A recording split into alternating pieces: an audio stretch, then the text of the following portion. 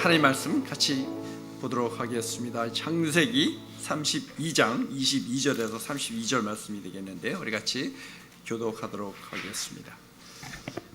제가 먼저 읽겠습니다. 그 밤에 야곱은 일어나서 두 아내와 두 여종과 11 아들을 데리고 야복 나루를 건넜다.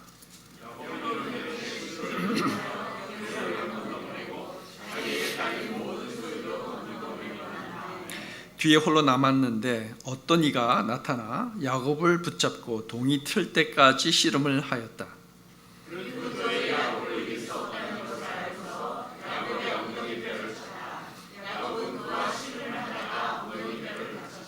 그가 날이 새려고 하니 놓아달라고 하였지만 야곱은 자기에게 축복해 주지 않으면 보내지 않겠다고 떼를 썼다.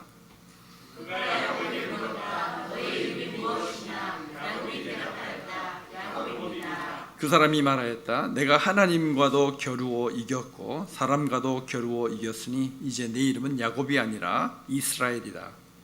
야곱이 말하였다. 당신의 이름이 무엇인지 가르쳐 주십시오. 그러나 그 동자여 나의 이름을 묻느냐 하면서 그 자리에서 야곱에게 축복하여 주었다. 야곱은 내가 하나님의 얼굴을 직접 뵙고도 목숨이 이렇게 붙어 있구나 하면서 그곳 이름을 브니엘이라고 하였다.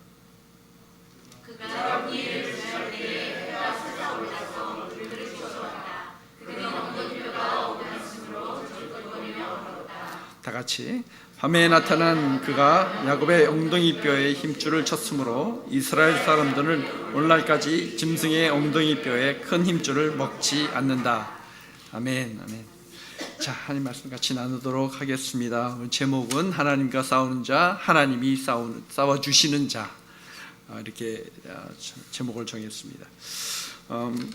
제가 목사이니까 성경책을 그래도 꽤 많이 요즘은 아니겠지만 많이 읽잖아요. 그래도 많이 읽었는데 읽을 때마다 정말 감탄할 수밖에 없는 것이 있는데, 그게 뭐냐면은 이 성경책이 수천 년 전에 기록된 말씀이잖아요, 그죠? 근데 그럼에도 불구하고 지금 이 시대 우리가 읽어도 이 성경책이 마치 얼마 전에 쓰여졌다라고 해도 전혀 이상하게 생각되지 않을 만큼 우리에게 다가온다라는 사실입니다. 우리가 읽으면서 고개를 끄덕이기도 하고 이해도 되고 공감도 되고 은혜도 받고 하는 것이 이 성경책인데, 여러분들도 그런 경험들을 많이 해보셨을 것이라 생각이 됩니다. 여러분, 말이 4,000년이지 이 일이 일어난 때가 대략 한 4,000년 전에 일어난 일이거든요. 그것을 모세가 3,500년 전에, 우리 아무렇지도 않게 4,000년, 3,000년 하는데, 와, 이게 좀 여러분 좀 감이 오세요? 우리나라 역사로 보면은요, 대략 그 신라 시대가 2,000년 전이었다라고, 우리 예수님의 시대하고 비슷했다라고 합니다. 그거보다 2,000년 전이래요. 고조선 시대. 다시 얘기하면 호랑이가 담배 피던 시절 그때 쓰여진 책이라고 우리가 알고 있습니다. 그래도 읽어보니 어떠세요? 믿기 어려운 부분도 있을 수는 있겠지만은 적어도 그럴 수는 있겠다, 지금이라도 뭐 그럴 수도 있겠다라는 정도로, 적어도 그 정도로 생각되지 않으시는지 모르겠습니다. 그런데 그럼에도 불구하고 역시 시대의 차이는 우리가 어쩔 수 없는 것 같아요, 그죠? 시대 차이도 있고 문화적인 차이도 있고 하기 때문에 우리가 들어도 이렇게 다 이해는 되지만은 그게 무슨 뜻인지 잘 모르는 부분들도 참 많이 있는 것 같아요. 간혹가다 그런 부분들이 많이 나오잖아요, 그죠? 또 오늘 말씀도 그런 부분 중에 한 부분입니다. 성경 말씀 가운데 굉장히 난해한 그러한 말씀이에요. 잘 아는 내용이시죠, 그죠? 잘 아는 내용이고 설교도 참 많이 들으셨던 것 같고, 목사님들도, 신학자들도 이게 참 헷갈리는 부분들이 참 많이 있어요. 왜냐하면 설명이 없어요. 그래서 그런 것 같은데, 첫째로 이 야곱하고 누군가가 와서 싸웠다는데 이 싸운 사람이 누군가에 대한 의견이 분분합니다. 신학자들 사이에서도 어떤 천사였을 것이다, pre-incarnate Jesus라고 생각하시면, 성육신하기 이전에 예수님의 모습이라고 그렇게 생각하시는 분들도 계시기도 하고요. 그래서 이게 누구인지 정확하게 알 길이 없어요. 왜냐하면 나와 있지 않으니까 그냥 그럴 것이다 라고 추측하고 넘어가는 것 뿐이죠. 근데 그게 중요한 것 같지는 않아요. 나중에 설명을 하겠지만. 그리고 또 왜 이 사람이 다짜고짜 야곱에게 와가지고 싸움을 거는지 그것도 몰라요. 설명이 없어요. 이 싸움이 무엇에 대해 다들 우리는 기도일 것이다 라고 그렇게 생각을 하잖아요, 그죠? 근데 그런 건지 아닌지 그거에 대한 설명이 아무것도 없기 때문에 그 목적이 무엇이었는지 그것도 우리가 알 방법이 없습니다. 일단 추측할 뿐이에요. 그리고 셋째로 왜 이 사람이 만약에 이게 하나님이셔도 우리 하나님이라고 대충 믿잖아요, 그죠? 뭐 사람의 모습으로 나타나셨지만 결과적으로는 하나님과 싸운 거기 때문에 여기 이렇게 나와 있어요. 하나님 이 사람과 씨름을 이길 수 없었다라고 이렇게 얘기를 합니다. 근데 그게 가능해요? 하나님과 우리가 싸우는데 하나님 우리를 이기지 못하셔요? 사람을? 그거는 오히려 그게 더 불가능한 일이 아닌가요? 그렇죠? 이해를 못하겠어요. 참 미스테리예요, 그것도. 근데 그리고 그걸 알자마자 이 사람이 야곱의 엉덩이뼈를 탁 쳐서 상하게 합니다. 아니 이거 뭐 치사하지 못 이긴다 해놓고서는 왜 엉덩이뼈를 왜 쳐? 왜 상하게? 그럼 이긴 거잖아. 씨름해서 이긴 거잖아 그 사람이. 근데 그렇지 않다라고 그렇게 얘기를 합니다. 그래서 여러 가지 하나하나가 다 우리가 참 이해하기 난해한 그런 부분들이 참 많이 있고 추측할 수밖에 없는 그런 부분들이 많이 있는 것 같아요. 그런데 저는 참 이상한 성격인 것 같아요. 이런 것들을 참 좋아합니다. 성격이 참 이상한 것 같아요. 그래서 이런 것도 잘 연구하고 이런 것들을 이렇게 좀 들여다보고 하는 걸 참 좋아하는데 오늘 말씀 참 조심스러운 게 제가 하나님께서 저에게 주셨다고 저는 인사이트라고 생각을 하지만은 이게 검증이 안 된 거잖아요. 제가 언제 시간이 되면 우리 교수님들 찾아가서 옛날 교수님들 찾아가서 물어보고 싶어요. 저 생각이 이런데 이 말 이게 생각하는 것이 맞습니까? 검증을 해보고 싶은데 그럴 시간도 없고 그래서 참 조심스럽기는 하지만은 설교할 땐 자신 있게 해야 되니까 제 생각이 옳다라고 생각하고 하도록 하겠습니다. 여러분들이 검증해 주시기 바랍니다. 그래서 새로운 이 말씀을 통해서 우리가 새로운 이해와 이 말씀에 대한 새로운 적용 우리가 할 수 있었으면 좋겠습니다. 이 본문 말씀을 어느 정도 이제 추측하고 이해하기 위해서 우리가 꼭 해야 되는 것들이 알아야 되는 것들이 있어요. 이게 뭐냐면은 이 야곱에 대한 얘기잖아요. 근데 적어도 야곱이 누구인가는 우리가 알아야 되죠, 그죠? 야곱의 과거, 그가 살아난 환경, 자라난 환경, 성장해 가는 과정, 그의 성품 등등.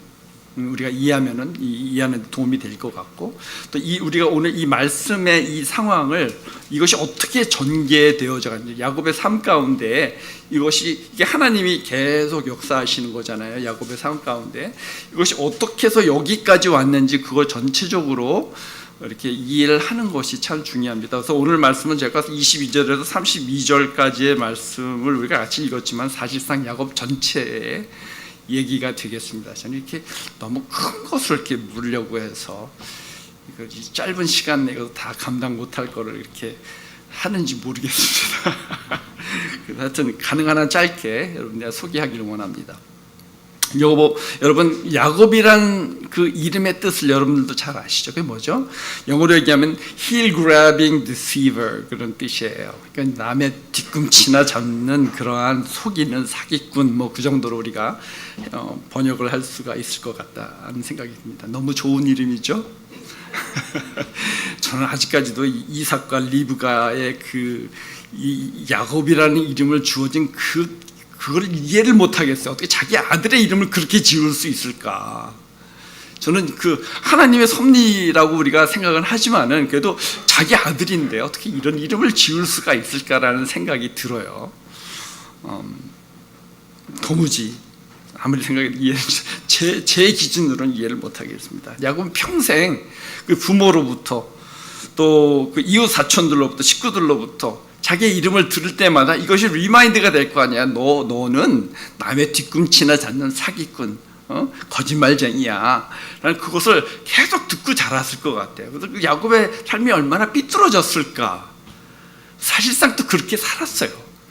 그죠? 자기의 목적을, 자기의 뜻을, 자기의 욕망을 이루기 위해서는 아버지도 속이고, 자기 형도 속이고, 그리고 자기 외삼촌 라반의 집에 가서도 그 라반과 그냥 싸우잖아요. 그죠?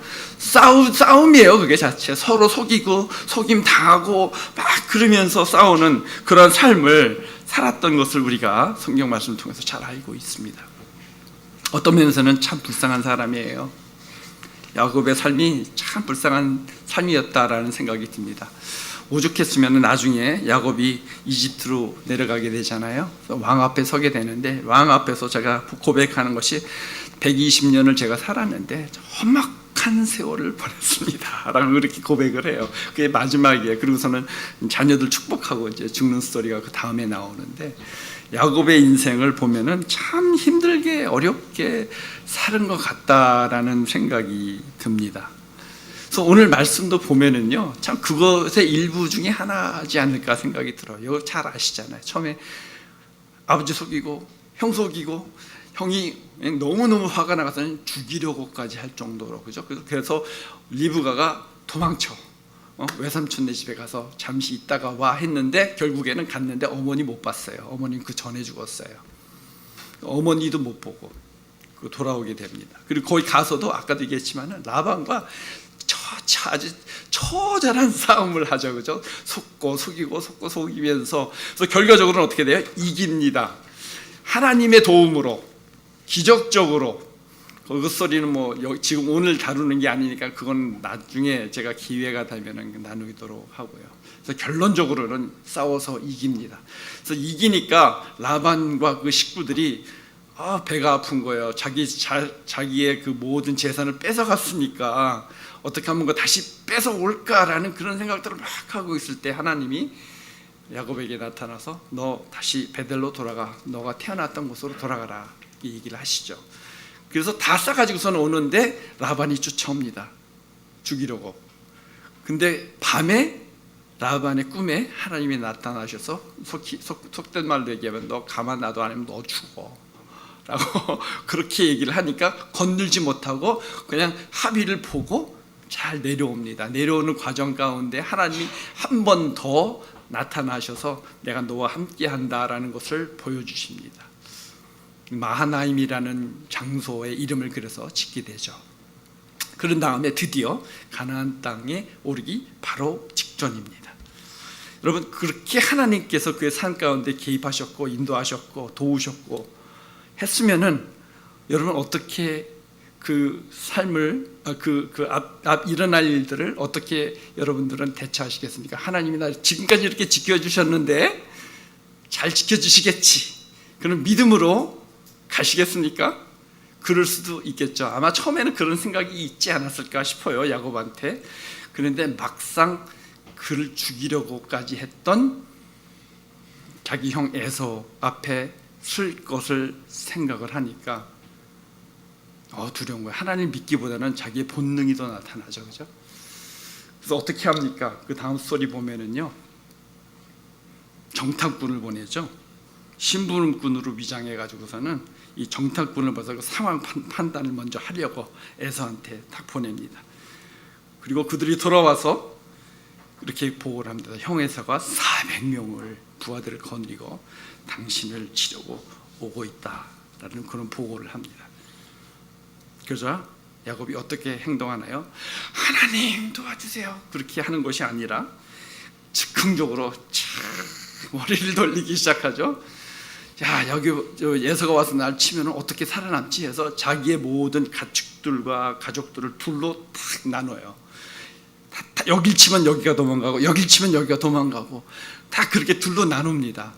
그런 다음에 하나님 앞에 이제 드디어 기도를 하게 됩니다. 다 이걸 뭐 잘 읽지는 않겠지만 한마디로 얘기하면, 하나님 약속해 주셨잖아요. 약속해 주셨잖아요. 나와 함께 해주신다고. 온갖 은총과 진실을 이 정도 받을 자격이 없지만은, 하나님 제가 이 요단강을 건널 때 가진 것 하나도 없이 하나님 지금까지 이렇게 지켜주셨잖아요.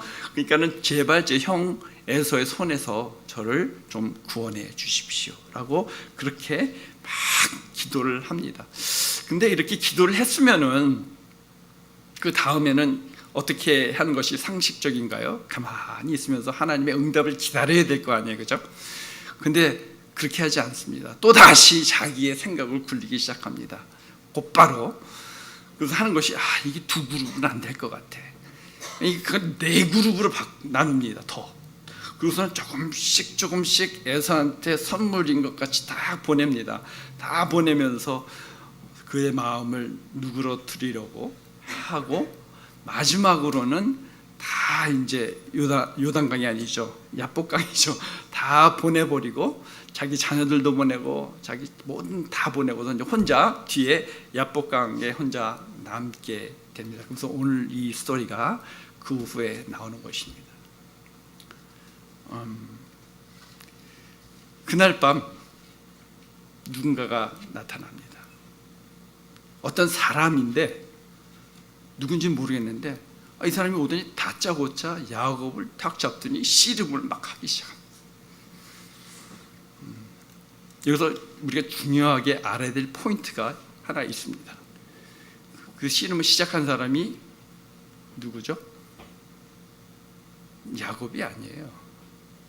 그 사람이 씨름을 시작한 거예요. 그래서 우리가 보통 이것을 얘기할 때 야곱이 기도한 거라고 이렇게 생각하는데, 저는 그렇게 생각하지 않습니다. 왜냐하면 야곱이 주도한 게 아니잖아요. 야곱이 씨름을 한 게 아니잖아요. 그 사람이 와서 나를 씨름한 거잖아요. 그러니까 야곱을 씨름한 거잖아요. 그래서 저는 참 이 해석을 할 때에 이걸 저는 어떻게 보냐면, 이것은 야곱이 기도한 것이 아니라 먼저 야곱이 기도했던 그 기도 있잖아요. 패닉 모드에 갑자기 하나님 살려주세요 했던 그 패닉 모드에 기도했던 그 기도의 응답이 이 부분이라고 저는 그렇게 믿습니다. 하나님이 와서 씨름하신 거니까요. 그리고 야곱은 그냥 느닷없이 막 그러는데, 근데 무슨 내용으로 어떻게 그 씨름했는지는 저는 잘 모르겠어요. 근데 제 생각에 그랬던 것 같아요. 야곱의 인생을 쭉 얘기하시면서 씨름하는 가운데 얘기를 했는지 그건 모르겠는데, 야곱이 자기의 고집과 아집과 하나님을 믿는 믿음으로 사는 것이 아니라 계속 그 평생 사람들을 속이고 속구하면서 그 씨름하고 싸웠던 그런 모습을 하나님이 보시면서, 야곱아 이제 좀 다 내려놔라. 내가 너와 함께 했잖아 지금까지. 나만 좀 믿어볼 수는 없겠니? 나만 좀 바라보고 내가 해결해 줄 수 있을 때까지 좀 기다려 줄 수는 없겠니? 아마 그런 싸움을 하지 않았을까라는 생각입니다. 근데 야곱이 그거를 내려놓지 못하는 거예요. 자기 고집, 내 생각대로, 내 뜻대로 내 인생을 내가 살기를 원하는 그런 마음이 야곱에게만 있나요? 우리들도 다 마찬가지잖아요, 그죠? 그래서 그 싸움을 하나님과 하는 것 같다는 생각이 듭니다. 그래서 하나님이 이 야곱을 이기지 못했다라는 것은 그 싸움에서 이긴 그게 아니라 이 야곱의 고집을 꺾지 못하겠다라는 그런 결론을 내리셨던 것 같아요. 한만 얘기해도 말을 안 들으니까. 그래서 그 다음에 하나님이 하신 행동이 뭐냐면, 그의 엉덩이뼈를 탁 치셔서 상하게 하죠. 그래서 그렇게 스토리가 전개되는 게 아닌가라는 생각을 저는 합니다. 이 엉덩이뼈, 왜 하필 또 엉덩이뼈야? 근데 이 고대 시대, 뭐 지금도 비슷하게 우리가 알고 있는데, 우리 사람 인체 부분에 요 부위 있잖아요. 요 부위가 우리 사람의 코어잖아요. 우리도 지금 코어의 힘을 키워야 된다 그렇게 얘기를 하잖아요. 그때 당시에도 우리 사람의 모든 힘과 능력과 모든 것이 이 부분에서 나온다라고 그렇게 믿었어요. 여기서 자녀들도 탄생하고 그렇잖아요, 그죠? 우리 인생의 모든 중심부가 이 부분이었었어요. 그렇기 때문에 하나님이 거기를 치셨다라는 것은 제 생각에 두 가지입니다. 너의 모든 것을 다 내려놓게 만드시는 하나님의 의도가 있으셨던 것 같고요. 두 번째로는 그가 이렇게 쩔뚝 되게 되잖아요, 그때부터.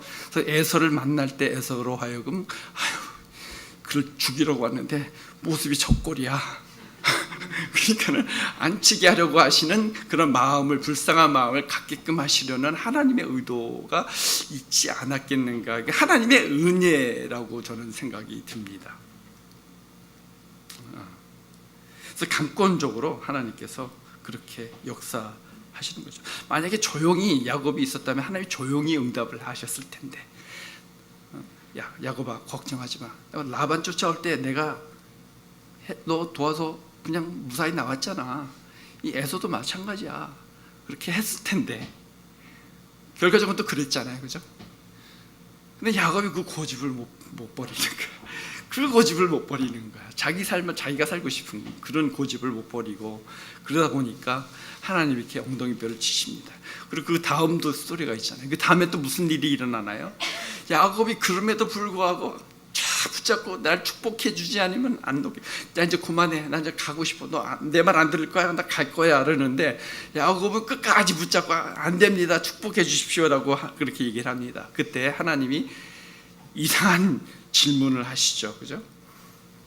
야곱에게, 그래? 너 이름이 뭐야? 하나님이 야곱 이름을 몰라서 물으셨을까요?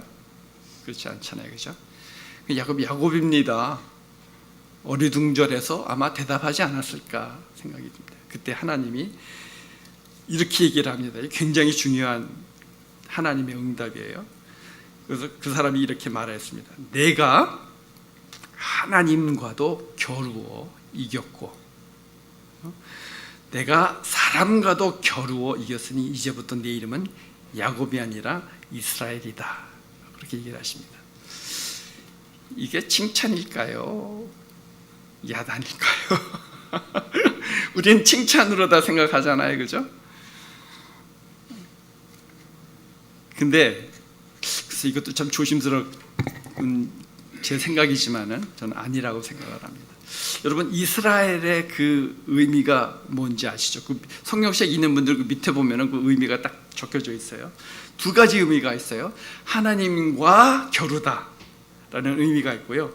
하나님이 겨루시다라는 그런 의미가 있습니다.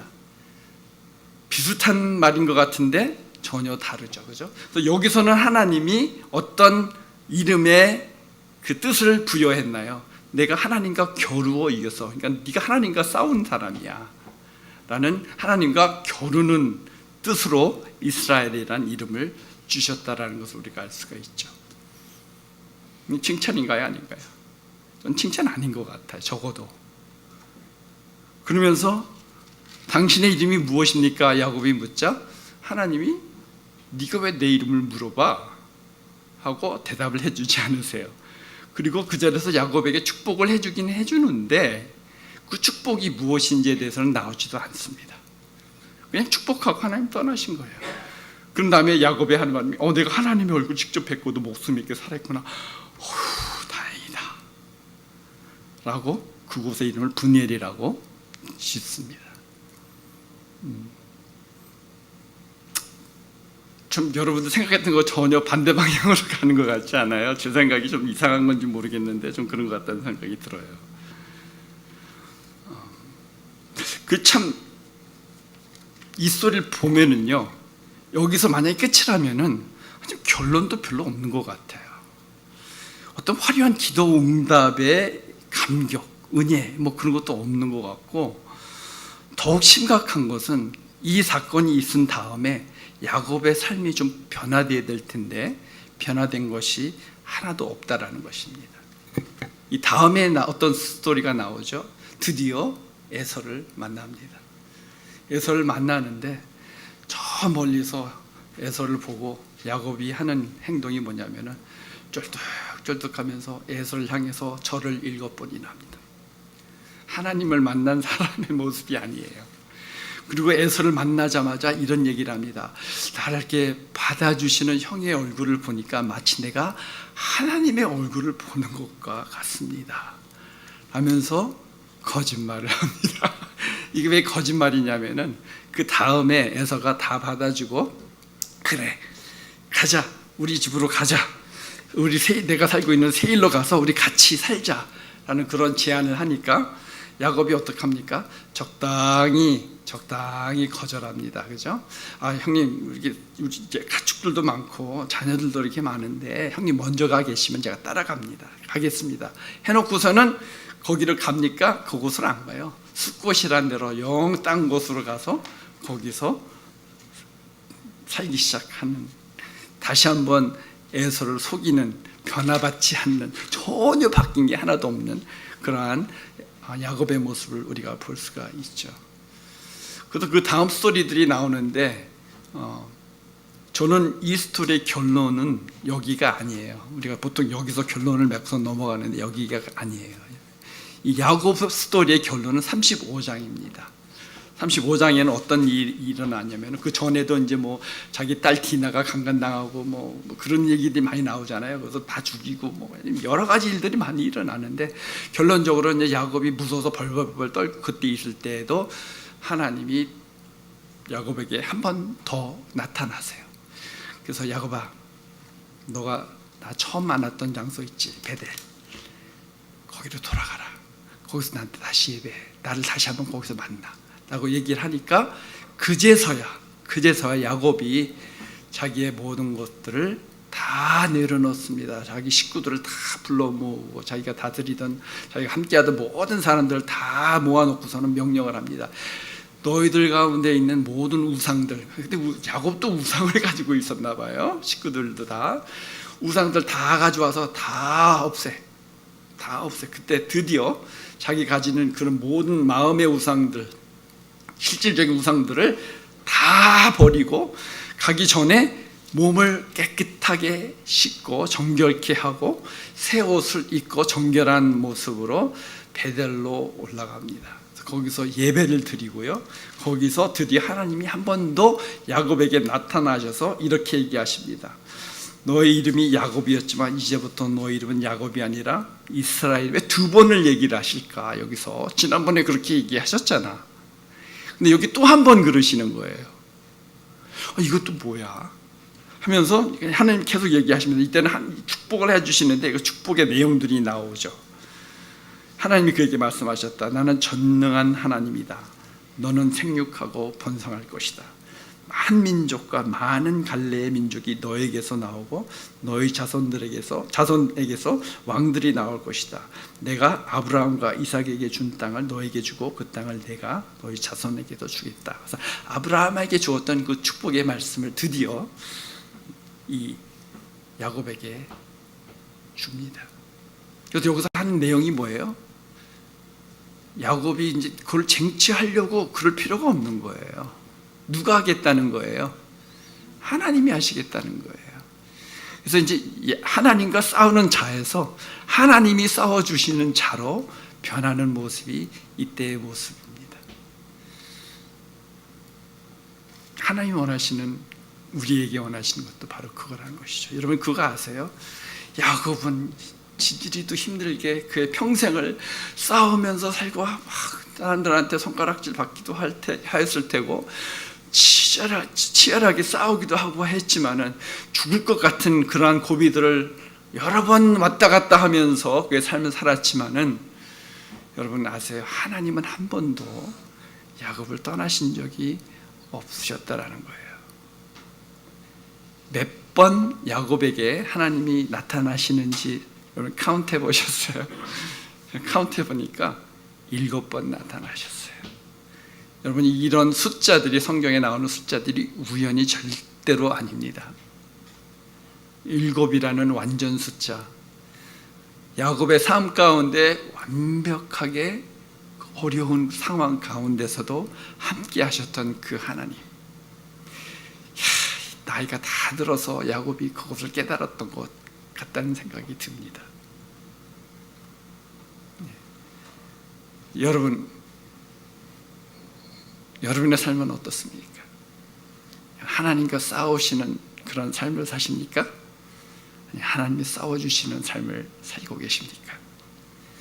아직까지도 내 인생, 내 뜻대로, 내 생각대로, 내가 원하는 대로 그냥 처절하게 그냥 이 세상과 싸우면서 생활해 가는 모습이 유독 야곱의 모습만은 아니잖아요, 그죠? 저와 여러분의 모습도 딱 그 모습입니다. 근데 하나님 원하시는 것은 그거 좀 내려놓을 수 없겠니? 나만 좀 바라봐줘. 내가 너를 위해서 싸울게. 나와 함께 하자 라고 하나님이 우리에게도 그렇게 얘기하시는 줄로 믿습니다. 이것이 하나님의 스토리인데 사실상 이게 성경 전체의 스토리예요. 성경에 나오는 모든 인물들이 다 그래요. 그 사람들이 도저히 감당할 수 없는 그런 일들은 하나님께서 함께 하심으로 이겨나가는 스토리가 성경 스토리잖아요. 모세의 삶도 그랬고 다윗의 삶도 그랬고, 여러분 다윗이 이렇게 특별한 인물이라고 저는 생각하지 않습니다. 그가 골리앗을 이겼을 때 그가 정말 어떻게 돌팔매에 탁 던졌는데 그것도 눈 사이에 급소에 탁 박혀가지고서는 그게 가능할까? 하나님이 그렇게 해주신 거라는 생각이 들고요. 그가 전쟁에서 한 번도 진 적이 거의 없어요. 그게 다 그가 시편 읽으면요 다윗의 모습을 우리가 볼 수 있잖아요. 참 죄송합니다만 찌질이 같은 그런 모습들 있죠. 하나님 쟤 좀 어떻게 해주세요. 울면서 그냥 하나님한테 울부짖는 그러한 모습들이 얼마나 많이 나와요. 시편 그 기자였으니까 물론 우람한 그런 체격을 우리는 조각상도 그렇게 하지만은 그러지도 않았을 수도 있겠다라는 생각도 들고요. 그렇지만 다윗은 하나님께서 특별히 함께 하시는 사람이었고, 그러한 모든 정적들, 그런 장군들, 그런 사람들 위해서 다윗이 군림하면서 왕으로서 최대의 왕으로서 군림했던 그의 삶은 하나님이 함께 하셨기에 가능했던 거라 믿습니다. 우리의 삶도 마찬가지. 여러분, 하나님과 싸우는 우리의 싸움, 어떤 것이 있는지 저는 모르겠어요. 우리 각자의 삶 가운데 그런 싸움들은 한 가지씩들은 다 있지 않을까 싶어요. 하나님이 바라시는 걸 곧 내려놓으라는, 하나님 바라보고 하나님만 의지하고 살아가 보지 않으렴 하고 하시는 말씀이 이 야곱의 삶에 하나님의 메시지가 아닌가 하는 생각이 듭니다. 글쎄요, 제 이런 스토리가 제대로 된 해석인지는 증명이 안 된 거니까 여러분들 강요는 못하겠지만 그 결론적인 메시지는 뭐 하나님의 말씀이라는 생각이 들어서 조심스럽게 제가 느꼈던 하나님의 그 인사이트를 같이 나눠보았습니다. 여러분의 삶 시간 한번 돌아보시면서 내가 하나님과 싸우는 것이 있는지, 하나님과 싸우는 그 바보스러운 그런 삶이 어디 있어요? 그 삶에서 하나님이 나를 위해서 싸워주시는 축복된 그 삶을 누리는 저와 여러분이 되시길 주님의 이름으로 축원합니다. 같이 기도하시겠습니다.